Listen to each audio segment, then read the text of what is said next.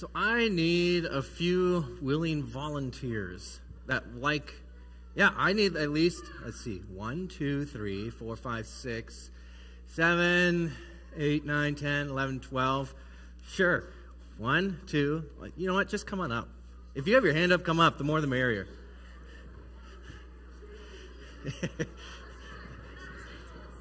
What?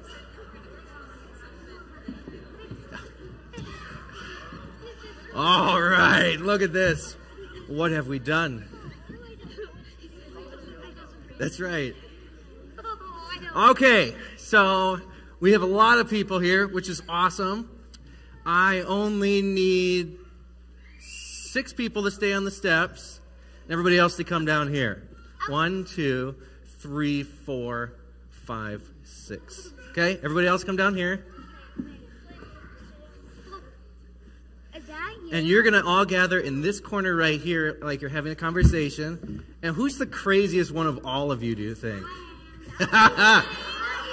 Everyone!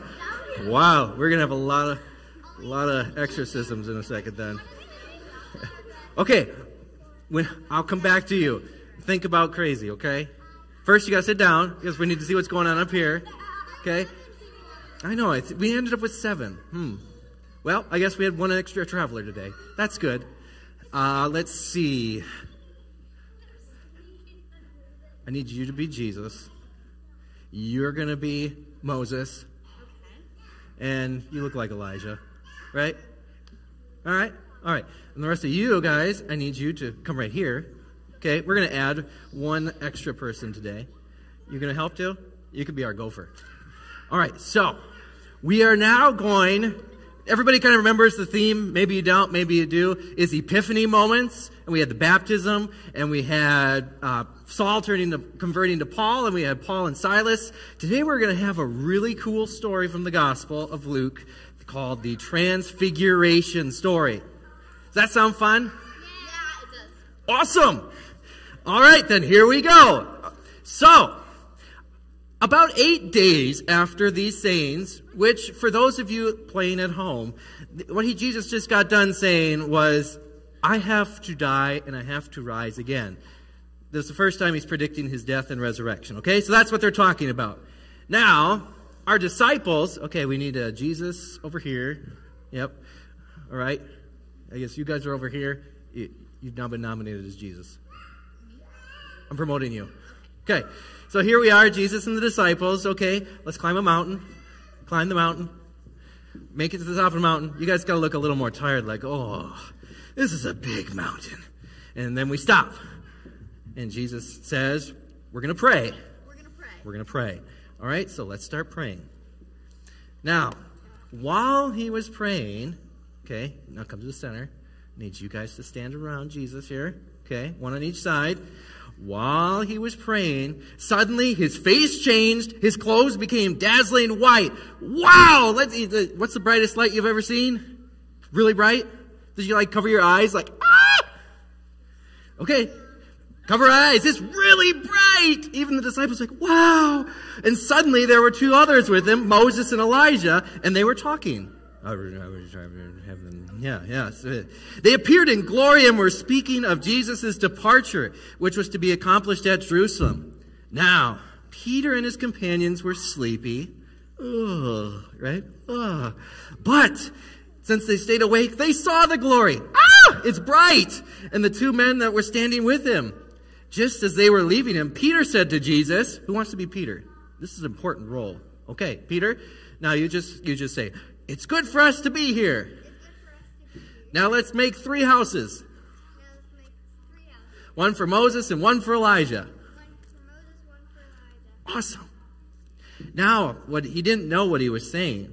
While he was saying this, though, a cloud came and overshadowed them, and they were terrified.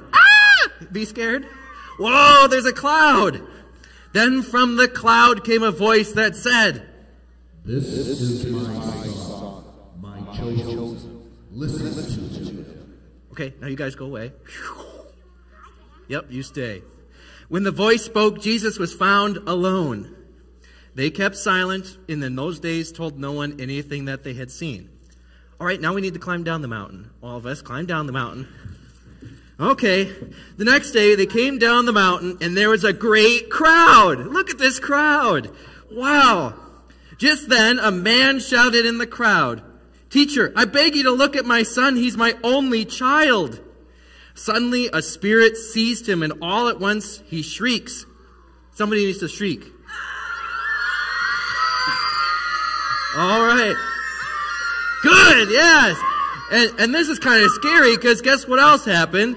He convulses, he foams at the mouth, and it mauls him, and he'll scarcely leave him. Now they ask, "Jesus, I beg your disciples to help and get him out," but they could not. And Jesus said, "You faithless and perverse generation. How much longer must I be with you and bear with you? Bring your son here." How much longer must I be with you? What was the next one? Bring your son here. Bring your son here. All right, so one person, yep, come on up. You was the fastest. You get to be the son. Come up here. You might be faster in a race, but the hand was not faster today. So, while he was coming, the demon dashed him to the ground, and Jesus then rebuked the clean spirit, saying, "Get out!" Get out!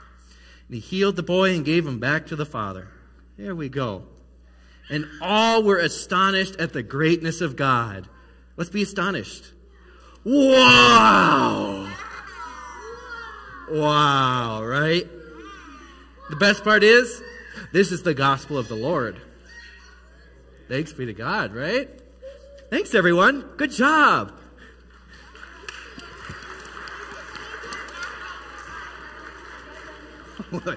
It's already 7 o'clock. I timed this not great.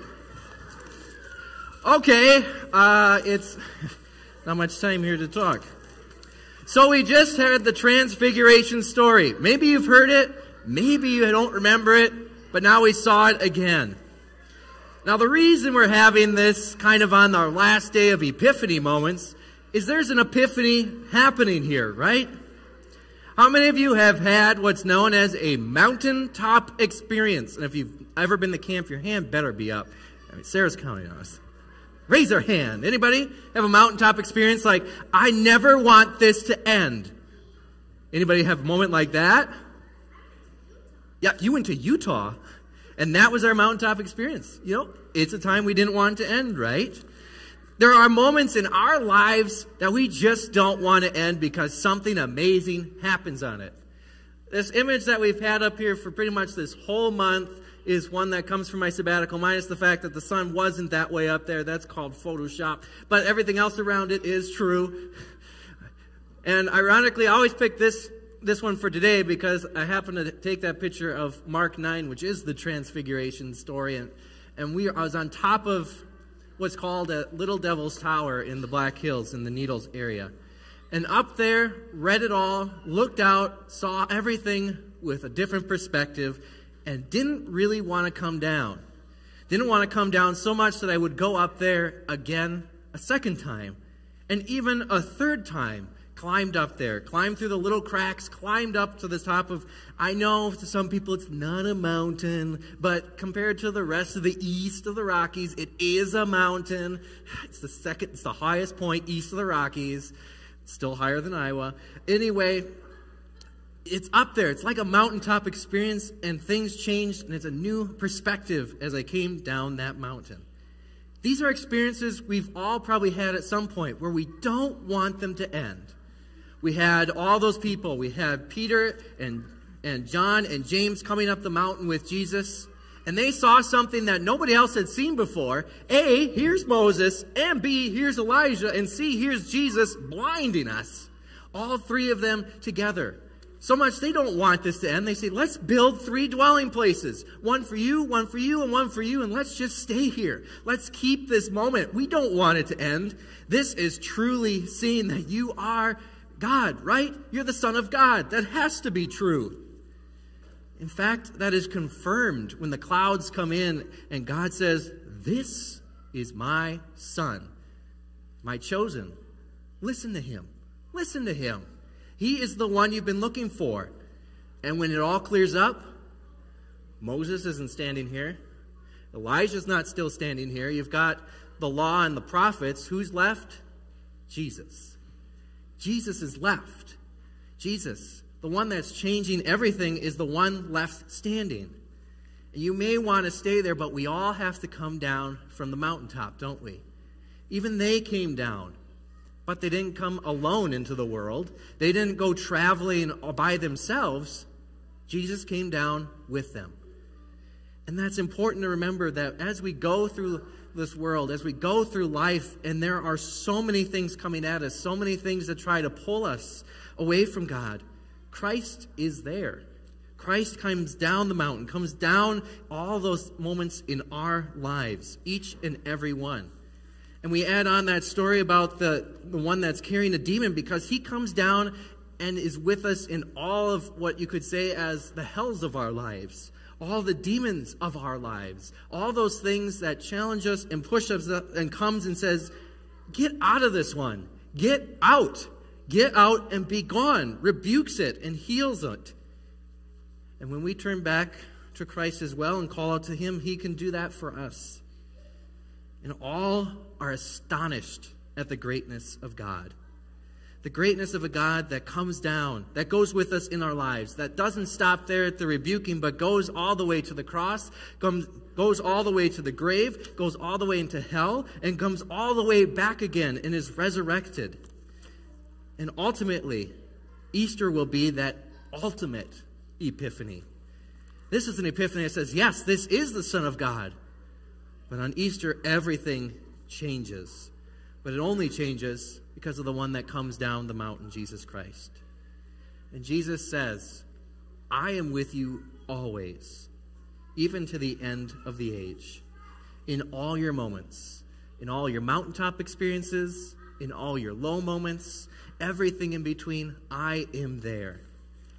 Call upon me. I am with you always. That's some wonderful news, isn't it? Wonderful news to hear in our lives each and every day. And kind of as the theme for Okoboji is, that's where we can put our anchor and our hope, who is Jesus Christ. Thanks be to God. Amen.